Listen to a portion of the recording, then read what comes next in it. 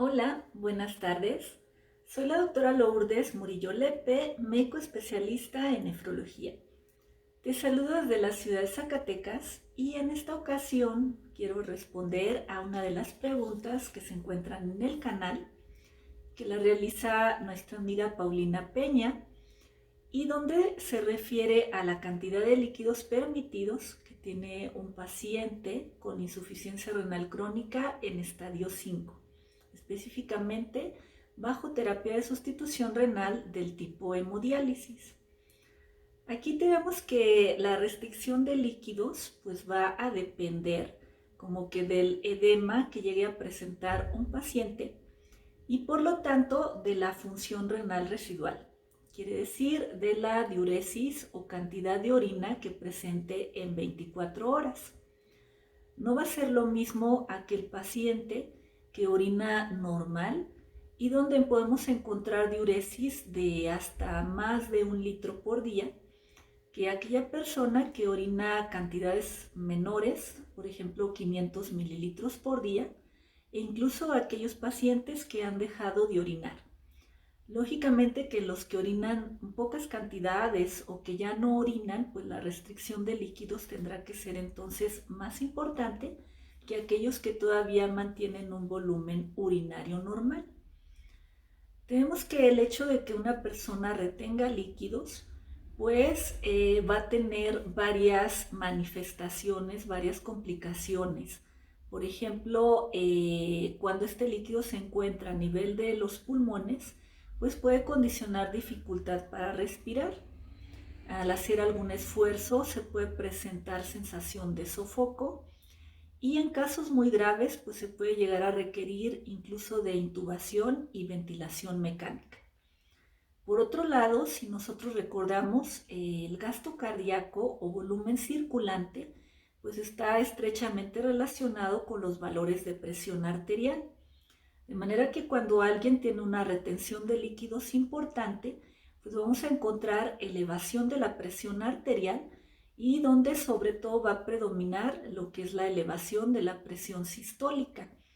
De manera que podemos ver cifras de 160/80, 180/80 e incluso cifras por arriba de 200.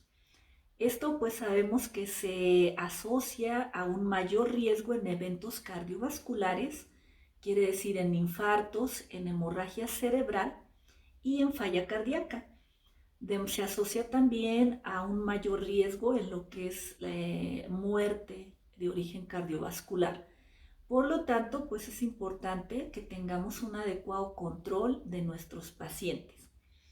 Hay que recordar que entre más edematizado se encuentra alguien, entre más retención de líquidos, pues esto va a ocasionar una mayor hipertensión arterial.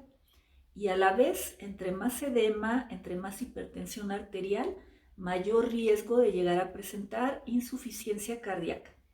Nuevamente, por ello, la importancia de restringir líquidos en aquellas personas que así lo requieran y de esta manera pues mejorar entonces lo que es la salud general, mejorar la salud del corazón y con ello mejorar también la calidad de vida y reducir el riesgo de complicaciones. Una manera fácil como podemos calcular la ingesta de líquidos, pues sería el volumen urinario por día, sumar 500 mililitros más, y esta pues digamos que es una manera segura de que nuestro paciente pues no presente edema importante y que no haga derrame pleural, edema pulmonar, entre otras. Por ejemplo, si orina 500 mililitros al día, sumamos 500 y entonces podría tomar 1000 mililitros, quiere decir 1 litro al día. Si orina 100 mililitros, sumamos 500 mililitros y entonces podría tomar 600 mililitros al día. Si es alguien que ya no orina, entonces podría tomar solamente 500 mililitros por día. Y aquí estamos hablando obviamente de que estén aseguradas las terapias. Quiere decir que se realicen de 2 a 3 sesiones de hemodiálisis por semana según la indicación del médico. Si de pronto se suspende una o no se realizó en la semana, pues hablaríamos de que la restricción de líquidos tendrá que ser mayor. Otra cosa importante es que dentro del volumen permitido que se calcula en un paciente, pues no únicamente deberíamos de considerar el agua, debemos considerar todo aquello que es líquido y por lo tanto lo que es el café, la leche, los caldos, las sopas con agua, las frutas que tienen mucha agua, por ejemplo la piña, la sandía, etcétera, los sueros, los tés, pues todo esto tiene que ir incluido dentro del líquido total. De manera que si una persona tiene permitido solo 500 mililitros por día y de pronto llega a consumir alguno de estos alimentos, pues tendría que reducirlo, entonces restarlo dentro de los líquidos que están permitidos. Esto es importante que lo conozca el paciente, ya que en algunas situaciones pues pueden tomar a lo mejor cantidades muy pequeñas de líquido, 100 mililitros, 200 mililitros al día, pero si sumamos el resto de líquidos, por ejemplo el café, la sopa, los caldos, etcétera, pues en ocasiones resulta que estamos tomando más de 1 litro por día. Y este es el motivo por el que continuamos con edema, con hipertensión. Hay que recordar que entre más líquido o más peso tenga nuestro paciente en cada sesión de hemodiálisis y entre más kilos tengamos que bajar, pues se corre más riesgo de presentar descompensación y que entonces la persona pueda experimentar dolores de cabeza, mareos, calambres o bien la sensación de fatiga, cansancio y debilidad durante la hemodiálisis o bien al finalizar la misma. Es por este motivo que como que lo ideal es que nuestro paciente no nos suba más de 3 kilos entre cada diálisis.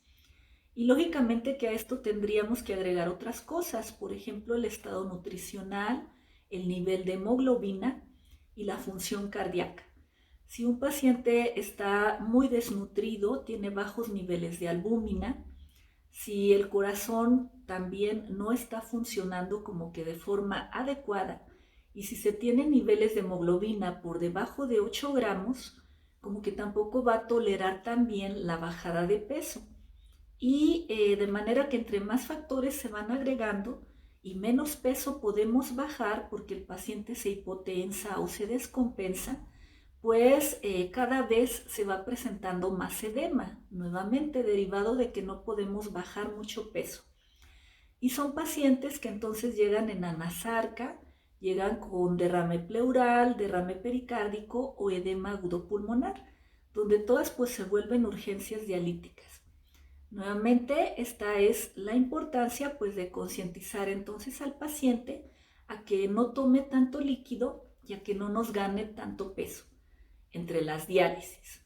Por otro lado, pues la importancia de calcular el peso seco en cada paciente, de mantener un nivel de hemoglobina lo más alto posible, donde la recomendación es de 11 a 12 gramos, mantener un nivel de albúmina en sangre por arriba de 3.5 gramos y estar vigilando los niveles de presión arterial y de función cardíaca.